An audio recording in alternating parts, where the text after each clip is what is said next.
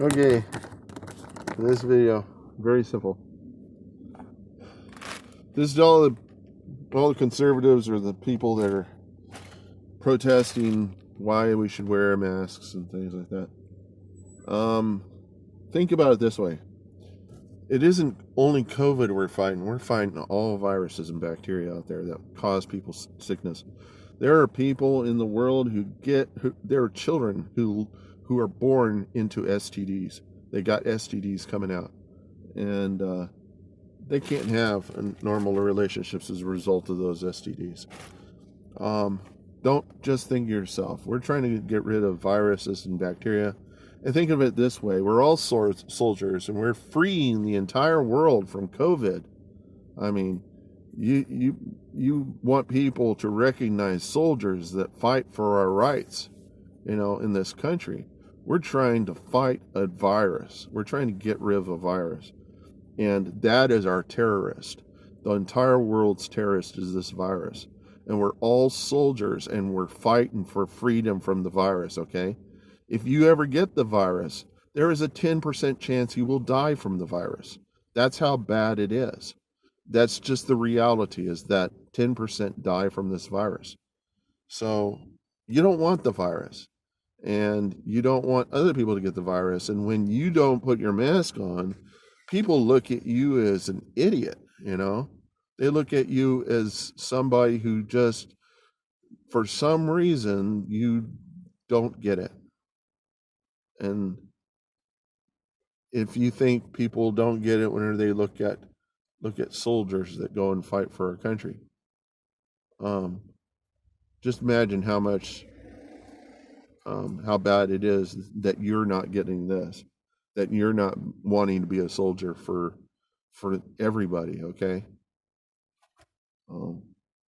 you're worse than the soldiers that we put out. I mean, those soldiers are, some of them don't really deserve to be in those wars, because the wars that we come up with, some of them are not justified. We didn't spend a long enough time negotiating peace. And if you're wondering about how Jesus would have handled, that's how he'd handle it. He would negotiate peace before going to war. If you solve problems going to war, that's the same as solving problems by going to surgery. You don't know what you're going to come out with. The outcome is not necessarily 100% that you're healthy coming out of a surgery. The same with war. You're going to come out with so many problems. And in this country, we don't even respect the soldiers that come back. The VA hospital can't even treat them in some cases, and they don't get their insurance. Some of them go homeless. It's terrible what they do to soldiers. They put them out there on the front lines, and then they welcome them back, but they don't give them any incentive. That they don't. I mean, why would anybody join the armed forces if they treat soldiers so badly? That's all they have to look at. It doesn't matter if you're fighting for freedom. If you're not treating the soldiers better, then you're then these wars you're putting them out on, you're not doing it for the right. I mean, you're not considering them. You're considering yourself. The people, the politicians at the top, they're considering themselves. They are not out there for the little guy, and they're not out there for the soldiers. And the people out there that are on this war on COVID, the government needs to be providing us free PPE.